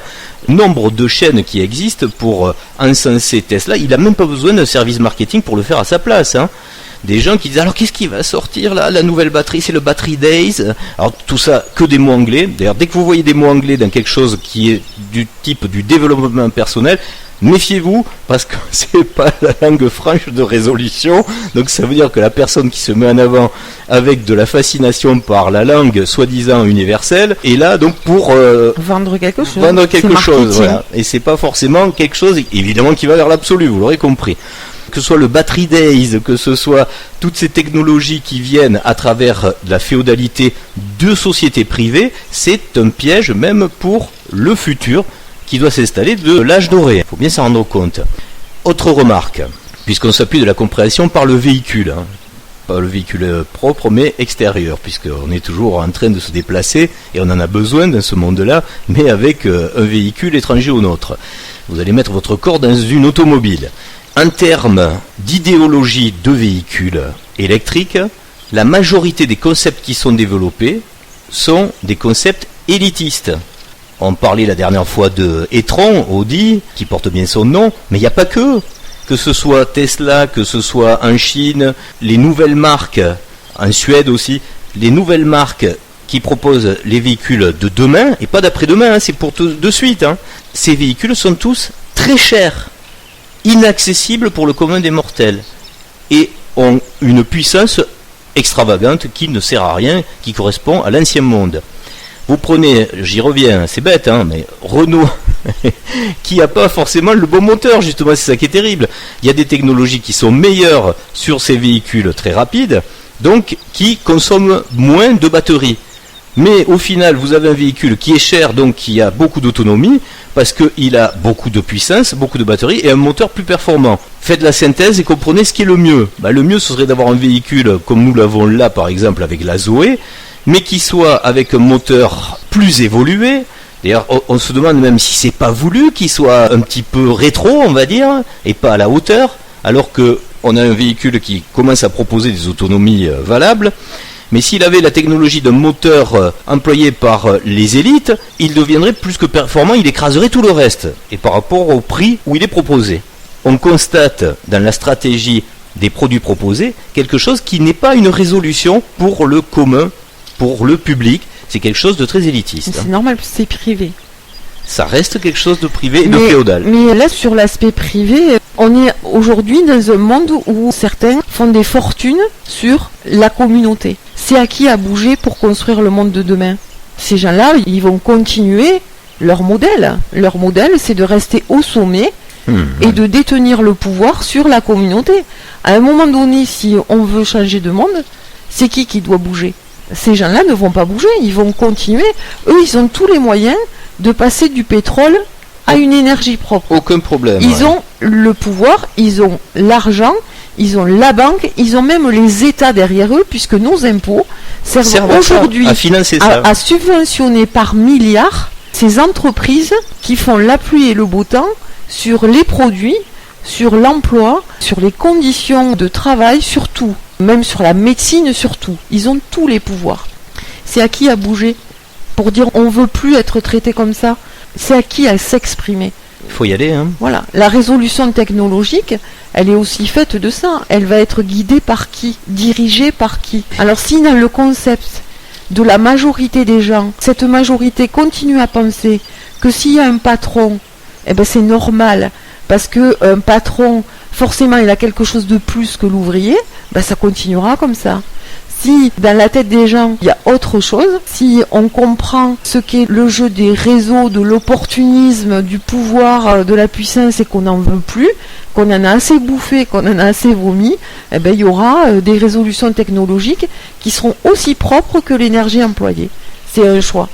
Alors cette guerre est complexe à comprendre. Et ça s'exprime pas pour l'instant. Bien sûr, mais c'est multipolaire et vous verrez que ça va s'harmoniser petit à petit vers une solution consensuelle, mais selon si vous tirez les ficelles d'un côté ou de l'autre, l'arrivée, le résultat ne sera pas le même. Il y a 30 ans de ça, ceux qui produisaient de l'énergie dans votre maison, c'était public. EDF s'appelait, oui. Le pétrole, etc., c'était public. Elf. Tout ça est passé au privé. Donc demain, on va passer d'un monde en 50 ans où il y avait du service public à quelque chose qui fait du fric féodal, que du privé. Voilà, détenu par des capitaux personnels. Voilà. Le nouveau monde, il part de là, sauf qu'on n'en parle pas. Hein. On nous dit qu'il ne faudra plus utiliser la climatisation sous le nouveau monde. On nous dit que des choses comme ça, mais on ne nous parle pas du bien commun. Il est où le bien commun? Il va falloir le retrouver quelque part. Alors pour prouver, si besoin est encore, que cette troisième résolution technologique a le vent en poupe, par cette physique terrestre, une preuve évidente, plongez-vous en ce moment dans ce qui se passe dans les équilibres économiques de cette féodalité. On a parlé beaucoup des problèmes liés à l'industrie pharmaceutique, des vaccins, etc. avec Bill la porte-fenêtre, là. Mais il n'y a pas que ça. Celui qui a les clés du futur sur un logiciel le plus important, qu'on ne va pas aborder là, puisqu'il est encore bien plus complexe, puisque lui détermine ce qui va se passer dans le futur, si c'est ce futur-là qui fait consensus, c'est par rapport à Léon. Léon, lui, regardez bien, il y a un truc extraordinaire qui a eu lieu il y a quelques semaines. L'action de Tesla, qui pourtant vend pas beaucoup de voitures au final, elle a dépassé l'action de Toyota qui vend des milliers de véhicules. Donc plus le capital accélère sa suprématie avec ces GAFAM, plus vous comprenez bien que derrière l'influence bancaire, et comme tu le disais, donc l'apport, que ce soit par les impôts, les taxes, etc., ou ce que vous achetez, nourrit un système plus qu'un autre. Subventionnés à... Et ils sont subventionnés, parce que par exemple Tesla, c'est pas par le nombre de voitures qu'il va vendre qu'il va faire sa fortune, vous l'aurez bien compris. Pour l'instant, il est à fond perdu constamment. Donc vous voyez bien que ce sont des actions qui sont artificiellement gonflées. Et ça va au-delà de ça, puisque là on parle du prisme de compréhension par la voiture. Mais regardez bien ce que c'est aussi Tesla. C'est la production d'énergie, on en parlait à travers le stockage et la recherche sur les batteries.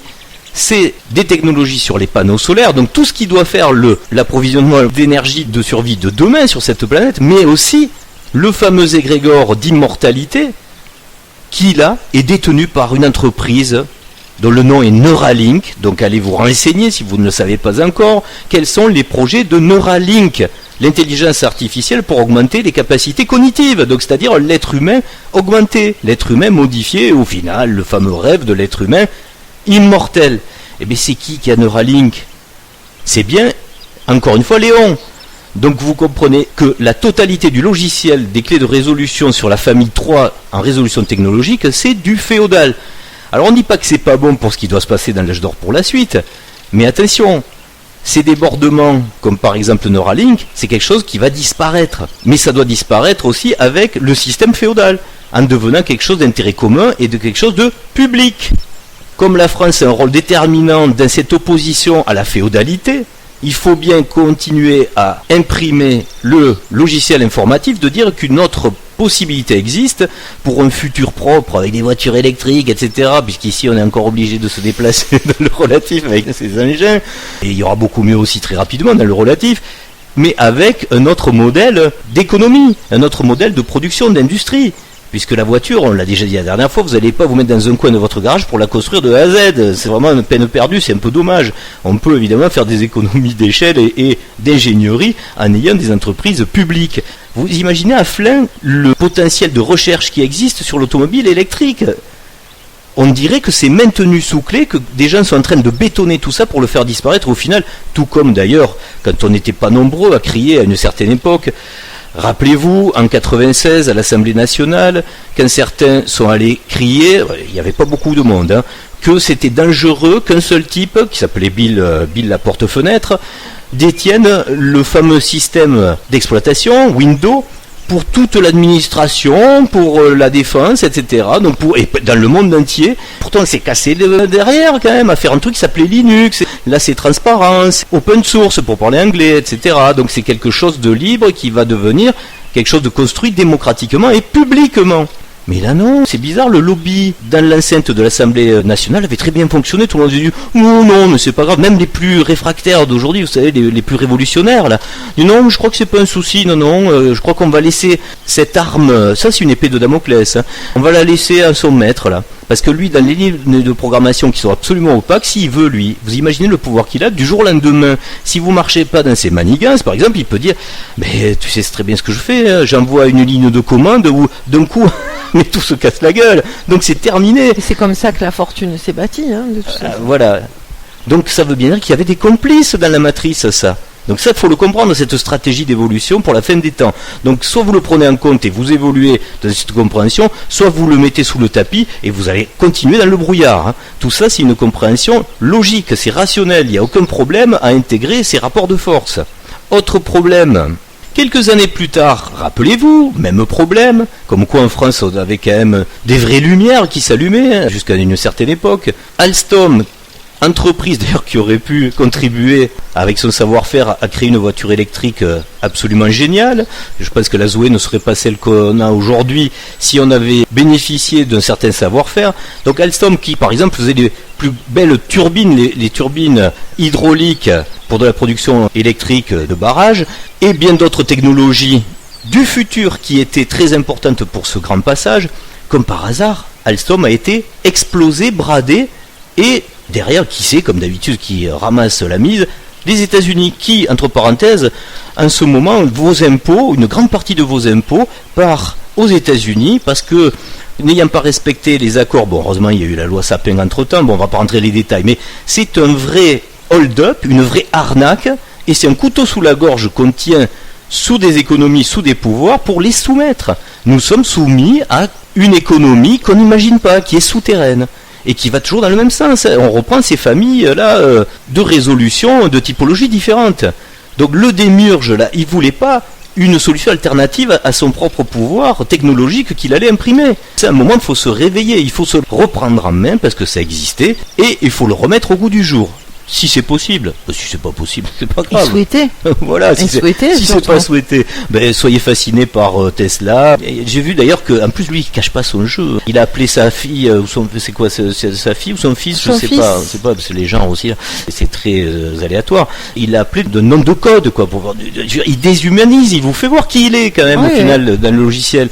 Son épouse a vendu une part de son Ouais, une partie de son âme. Voilà, parce que tout se monnaie, voilà. Bon, mais ça, vous voyez bien que il joue franc jeu, il vous le cache pas quand même. Enfin, je sais pas, ça se voit. Ça, pendant l'épidémie, on a entendu parler quand même de l'autonomie, et je pense que beaucoup de monde ont découvert que, en fait, on dépendait des autres. On pouvait plus se soigner sans les autres. On n'avait pas de respirateur, on n'avait pas de médicaments, on n'avait pas de tout ça. Mais si ça, on l'a pas imprégné, si on le défend pas, mais pas forcément que au niveau national, parce que c'est facile de dire ah oui, mais alors on veut être autonome, mais dans son quotidien on fait quoi pour l'être? Il n'y a pas de bascule possible. Moi j'en reviens toujours à ça. On peut toujours se documenter, mais si dans son quotidien on attend que les choses viennent de l'État, du député, du représentant local, de tout ça. Non, il faut... Pourtant, tu viens de donner vraiment une solution, parce que si nos députés qui soient élus par circonscription et qui soient accessibles, si vous allez les enquiquiner toutes les semaines à leur permanence pour qu'ils fassent remonter ce qui se passe dans chaque circonscription, si vous demandez tout ce qu'on vient d'évoquer sur le fait de donner un lendemain public, écologique, réel, etc. sur votre futur, il serait bien obligé de l'évoquer en haut lieu. Hein, mais ça, c'est vrai qu'on l'utilise très peu. Oui. Puis bon, il faut que les propositions, elles soient un peu consistantes. Hein. Et constructives. Vous imaginez bien qu'il est très délicat de faire tenir dans une petite vidéo toute la complexité de la compréhension des interactions et des rapports de force entre ces 4 typologies de résolution dans la matrice. Fatalement, je pense que là, vu l'heure avancée de l'explication de l'interaction par rapport aux 2 autres familles, on va peut-être passer vite et on l'évoquera plus tard pour que ça reste quand même assez digeste, puisque au final, ce que nous venons d'évoquer, pour l'instant, c'est ce qui tient le haut de compréhension de ce qui se passe. Hein. C'est ce qui est visible. C'est ce qui est visible, voilà. C'est le plus visible. C'est ce qu'on peut voir de façon le plus classique. Les 2 autres familles, il faut aller chercher. Voilà. Faut déjà, ça passe pas à TF1 comme tu dis. On peut quand même évoquer un truc bizarre pour vous mettre un petit relais de compréhension entre la famille 3 et 4, donc entre la résolution par la physique terrestre et par la physique extraterrestre, un événement qui s'est produit, alors qu'il soit vrai ou pas, puisque on pourrait très bien se dire mais c'est quelque chose qui a été communiqué exprès, ou se dire mais ça s'est réellement passé. Je m'explique. Rappelez-vous, et si vous voulez en voir les preuves, recherchez sur Internet, heureusement qu'il est là, une intervention assez étrange, pour le moins d'une technologie bien plus avancée que la nôtre, sur un des premiers tirs de Léon. Tu as sûrement en mémoire cette fameuse boule qui vient faire exploser la fusée. Je la mémoire parce que tu m'en as parlé. Il faut dire qu'il y a même, comme dirait l'autre, on a les images. Ouais. Bon, il faut se poser la question... Quelle est cette boule qui vient faire exploser la fusée? Est-ce qu'à un moment les rapports de force étaient différents parce que la 3e famille n'avait pas le monopole de ce qui allait se passer? Et comme quelque chose de supérieur est intervenu, quelle est cette chose? Est-ce que c'est le sauveur extraterrestre? Ou est-ce qu'on ose penser que ça vient de la métaphysique extraterrestre? Résoudre la question serait illusoire. C'est pas très important pour l'instant. Mais dites-vous bien que pour faire la corrélation du sketch total qui est scénarisé dans cette fin des temps, il y a une vraie interaction entre tout. Hein. Et ça vient de le prouver. C'est ça qu'il faut pas oublier, c'est que on fait l'analyse de famille par famille, mais ça ne veut pas dire que agit une seule famille, toutes ont des actions aujourd'hui. Et on a du mal des fois à démêler. La guerre totale. C'est une guerre totale. On a du mal à démêler les choses, à savoir qui fait quoi exactement. Mais elles sont toutes présentes aujourd'hui. Et très actives. Elles savent que c'est la fin. Mais elles veulent toutes être là demain. Elles veulent toutes avoir le pouvoir demain. Sauf ceux qui veulent partir. Ceux-là, justement, mais ils ne sont pas dans ces 4 familles. Voilà, ils ne sont pas dans ces 4 familles. Juste pour faire un petit axe de réflexion avec les autres familles 4 et 5, on parle de cet élément stratégique qui vient dans le calendrier perturber la famille 3 et qui vient donc, on ne sait pas trop si ça vient de la famille 4 ou 5. Et à un moment aussi, il faut prendre en compte ce qui se passe au niveau des manipulations entre la partie démiurgique et la partie spirituelle. Et là, c'est bête parce qu'il y aurait beaucoup à dire, c'est pour ça qu'on va s'arrêter. D'ailleurs, on va garder ça pour une autre fois. Sinon, ça fait beaucoup de mélange et beaucoup de réflexions à aborder. Donc, au final, ça peut créer des confusions. Donc, on va éviter les confusions. Mais juste comme axe, une fois de plus de réflexion, il faut bien comprendre qu'au départ, on a cette suprématie du Gog et Magog qui passe la main en fait au démiurge, qui lui se sert de déstabilisant aussi spirituel comme le New Age. Le New Age qui fait partie des familles 4 et 5. Attention, là, on voit des interactions très précises de gens qui font partie de la physique de l'établissement, comme on dit en anglais, donc de la physique officielle reconnue, tout comme des fameux co-créateurs qui sont en train de se prendre pour des dieux dans le relatif. C'est quelque chose qui pourrait paraître anodin, mais qui au niveau des égrégores a une efficacité redoutable. Il y a une complicité entre les co-créateurs et ces physiciens officiels. On a vu l'alliance déclarée. Voilà, de ce niveau-là, elle n'est pas cachée. Il y a une vraie complicité, parce que pour le physicien officiel, ça montre à quel point il peut y avoir des physiciens hors normes. Hors normes, oui. Parce qu'en gros, il y a les bouchers, ceux qui sont bouchés, qui ont des œillères, et puis il y a eux qui sont hors normes, parce que ils ont compris qu'il y avait des choses au-dessus, et en plus ils arrivent à les expliquer. C'est fascinant. Et puis il y a une admiration sans borne du co-créateur qui reçoit du savoir, des connaissances du physicien, qui viennent confirmer que ça ce marche. qu'eux, ils savent au fond de leur Bizarre, cœur et de leur intuition depuis toujours. Ce sont des êtres exceptionnels qui se servent la soupe mutuellement, de façon très efficace. Et c'est pas négatif pour le logiciel du relatif, puisqu'au final, comme on le disait au début, il y a une harmonisation qui doit se faire. Donc là, c'est les deux premières familles et typologies qui ont fait un pacte déjà. Donc ça veut dire que quelque part, voilà, quelque part, on a pacifié ce côté-là des égrégores. Donc c'est pas forcément mauvais. Après, du point de vue de l'absolu, évidemment que c'est plutôt rigolo. On est hors système quand on parle de ça. Mais pour revenir ici dans ce système, comprenez bien que c'est pas négatif. C'est risible dans l'absolu de la mécanique véritable. Mais dans le réel d'ici, où il se passe des choses avec des interactions et où il faut qu'on essaye que ce soit le moins violent possible, c'est plutôt positif, même si on n'est pas dans la vérité justement. Alors, je déroule le fil pour le terminer. On est parti du Gog et Magog, on est passé au démiurge New Age, puisque on a vu que dans la famille 3, qui est le démiurge, qui veut résoudre par la physique, il y a ce pont qui est fait avec la physique quantique, qui fait partie plutôt de la famille 5, mais que cette famille 5 est associés avec des gens bizarres qui sont des sauveurs extraterrestres. Donc on arrive après au New Age E.T. La suite logique, pour quelque chose qui est en train de s'installer pour des concepts les plus visibles possibles, c'est le New Age bouddhiste.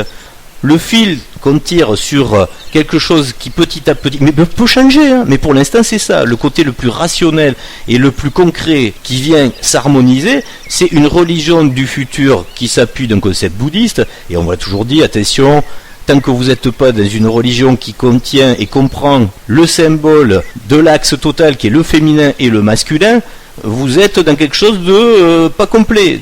Bouddha, pour moi, on voit des statues de Bouddha qui fleurissent partout. Les gens affichent d'ailleurs leur appartenance à un logos, à un égrégore. Partout où vous voyez des Bouddhas, eh bien, vous voyez bien que des gens adhèrent déjà à cet archétype. Mais Bouddha, où elle est sa copine, mince? C'est pas complet là. Et puis je rappellerai que il y a quelques années de ça, le mouvement, je vais employer ce mot, bouddhiste, revendiquait ne pas être une religion. C'est une philosophie. Ils le revendiquaient et maintenant, ils sont passés clairement dans le contexte religieux de façon affichée. Donc c'est une migration qui devrait quand même alerter par rapport au projet, parce qu'il y a bien un projet bouddhiste. Total, oui, absolument. Il y en a. Qui se rattache d'ailleurs à quelque chose qui appartient à la 4e famille. C'est là que ça devient complexe avec sauveur extraterrestre, enfin plutôt intraterrestre. Enfin bon, c'est très compliqué, on ne peut pas tout évoquer. On a du temps encore pour avancer dans ces explications et dans ce logiciel au fur et à mesure des vidéos, et on se devra de le faire évidemment dans le futur. Mais là, c'est vrai que c'est quand même très complexe tout ça, quand on imagine que le logiciel bouddhiste se raccroche à un logiciel extraterrestre. Ça nous permettra d'ailleurs de faire une vidéo complète sur cette compréhension extraterrestre, d'où ça vient, pourquoi ça peut être vrai, parce qu'ici ça peut nous échapper, mais il y a une vraie cohérence avec l'absolu, et on aura l'occasion de bien le développer plus tard. Cette compréhension, on l'avait déjà expliquée par rapport à l'absolu, à ce qui s'y passe, dans une des vidéos, dans un des épisodes de Retour vers le Soi-Je. Pourquoi à un moment, dans l'absolu originel, la conscience première, qui se divise, a jugé bon de créer des univers absolus qui soient dépendants, mais qui ne créent aucun problème de multivers, attention. C'est bon, ça devient compliqué à expliquer, mais on rentrera dans les détails. Il y a une logique à comprendre par rapport à la diversité et à la pseudo-créativité qu'on pense avoir, donc des plaisirs du cycle qui nous les présentent successivement, à avoir de la diversité. Et on l'a déjà expliqué en détail pour ce qui se passe dans l'absolu, mais il faut bien se dire que ça a des interactions dans le relatif, ce qui explique pourquoi des voyages interstellaires, etc. Mais jamais comme on l'imagine, c'est pas des vaisseaux spatiaux qui traversent à des vitesses 50 fois plus importantes que la vitesse de la lumière. C'est à chaque fois une logique de portail qui s'ouvre. Donc vous comprendrez les interactions avec la physique qui vous a mis aussi dans les archétypes de conscience la possibilité des trous de verre, etc. On y reviendra pour l'expliquer en détail. Tout ça, c'est une logique très pertinente à chacun de bien s'en imprégner. Dans la prochaine vidéo, nous ferons soit la suite de celle-ci, continuer à décortiquer cette compréhension des clés de résolution sur les différentes typologies, ou plus pragmatiquement, nous allons rester très terre à terre en parlant très concrètement de ce qui se passe dans la matrice et des résolutions techniques ou technologiques à appréhender pour un futur meilleur. Et comme exemple, nous prendrons la piscine. Ça surprend, hein? C'est ça, pourquoi une piscine? Oui, parce que comme tu disais tout à l'heure, les nouveaux écologistes veulent nous enlever la climatisation, peut-être voudront-ils nous enlever aussi la piscine. Oui, mais ça c'est le travers de dire que face au climat, elle passerait par des restrictions et des taxations. Alors que l'évolution fait que... Sauf pour certains, là aussi oui, une fois de sauf plus. Pour certains, mais c'est bien ça. Hein. De toute façon, on voit bien que, telle qu'elle soit, il y aura une division. Alors peut-être que ce sera celle des plus riches face aux plus pauvres et qu'il n'y aura plus rien au milieu. Et pour l'instant, c'est ce qui est prévu. Hein. On oui, le voit avec les voitures, sûr, parce que là, on est sur de la prévision à long terme. Vous avez soit Renault ici avec la petite voiture là qui pourrait être pour le peuple, et tout le reste, là, c'est des grosses voitures prévues pour des très riches. Hein, voilà. Vous voyez, et même celle prévue pour le peuple, elle est relativement inaccessible quand même. Pour l'instant, mais ça peut changer si ça devient public. Mais quand on a une énergie propre, inépuisable comme le soleil, on peut faire plein de choses. Il n'y a aucune raison de se projeter dans une vie quotidienne où on ferait chauffer la casserole sur du feu, on aurait froid l'hiver et chaud l'été. Il y a une autre voie possible que celle de la privation pour se passer des énergies fossiles. Ou le fait, par exemple, comme certains qui pensent être très près de la nature, utiliser le bois. Oui. Si demain tout le monde se met à se chauffer avec du bois, je pense que les forêts elles disparaissent très rapidement. Oui, donc pensez à tout ça. Hein. Comme on devra tous avoir le cheval et la calèche pour pouvoir aller acheter du pain, par exemple, ça va être compliqué en ville. Ça va être terrible. Nous allons essayer à travers une émission qui va concerner tout ce qu'on est problématique de gestion d'une piscine, de comprendre comment ça pourrait marcher avec une approche différente de ce qu'on fait ici d'habitude, comme le démurge. On veut lutter avec un élément extérieur, etc. On vient dévarier la chimie, la physique, alors qu'il existe une solution naturelle et non pas artificielle. Et on verra bien que cette différence est compréhensible à travers un élément tout à fait concret qui est le fait de vouloir se baigner quand il fait chaud. Là, c'est-à-dire qu'on prendra cet exemple qui est une parabole, hein, c'est la piscine, mais ça peut se comprendre à tous les niveaux. Donc ça aura un intérêt par rapport évidemment à ce qui doit se passer dans le relatif. Là on s'écarte un petit peu de l'absolu, à part dans le fait de la meilleure compréhension de la mécanique du relatif. Alors on va se quitter pour boucler la boucle avec l'affichette de départ. Puisque la plus grande école qui existe, c'est celle qu'on dénomme des mystères, puisque tout ce qui est dans le relatif comme irrésolu fait partie du mystérieux. Et dans les mythologies les plus éclairées pour lever le voile sur les mystères, il y a bien sûr l'Égypte. Et si vous comprenez bien ce qui se passe à la fin des temps avec Bastet, ce fameux chat là qu'on voit, lui-même très représentatif de ce qui se passe ici, puisqu'il est noir et blanc. Alors, est-ce que c'est un chat blanc avec un masque noir? Ou est-ce que c'est un chat noir avec une cape blanche? La question est posée. Faut lui demander. Donc demandez-vous en vous-même, puisqu'on est chacun ce chat là. Et à la fin, il doit se couper, non pas du temps qui n'existe pas, ça vous l'avez vu, c'est le piège à poésie burlesque, mais puisque le temps existe, et que lui veut maîtriser donc ce temps, et pour faire référence aux archétypes que l'école des mystères nous a bien laissés, vous comprenez bien que ce chat voit arriver quelque chose qui lui fait peur et qui doit couper. Mais qu'est-ce que c'est cette chose qui arrive? À un moment, il va falloir qu'il ait assez de recul ou assez d'introspection en lui-même, se connaître dans son corps entier pour savoir qu'est-ce qui arrive. Parce qu'il peut penser que c'est quelque chose d'étranger à lui qui arrive avec Apophis. Parce qu'Apocalypse, si Calypse devient fille, c'est là que ça devient intéressant, Apophis profile une histoire de compréhension de la fin. Bon, tout ça, c'est des grands mystères qu'on vous laisse à deviner depuis le début de cette série, puisqu'à chaque fois, on essaye d'imprimer la recherche et le désir, justement, de résoudre par soi-même dans le mystère. Et là, vous comprendrez qu'on vous laisse à introspecter cette grande question. Pour ce chat Bastet, qui est un chat noir ou un chat blanc, on ne sait pas. Il voit arriver cette queue de comète. Mais cette queue, c'est une queue de quoi au final?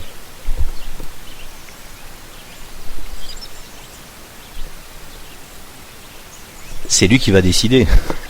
Donc c'est chacun de nous qui va décider. Dans le mystère ésotérique qui est absolument intérieur, dans les solutions que vous devez chercher, non pas à l'extérieur, mais dans la résolution intérieure, vous aurez cette grande question à vous poser. Mais quel est ce gros serpent qui arrive sur nous et quelle sera la décision à prendre sur l'interaction avec ce serpent? C'est une question que nous vous laissons une fois de plus à méditer. À bientôt. Au revoir. Au revoir.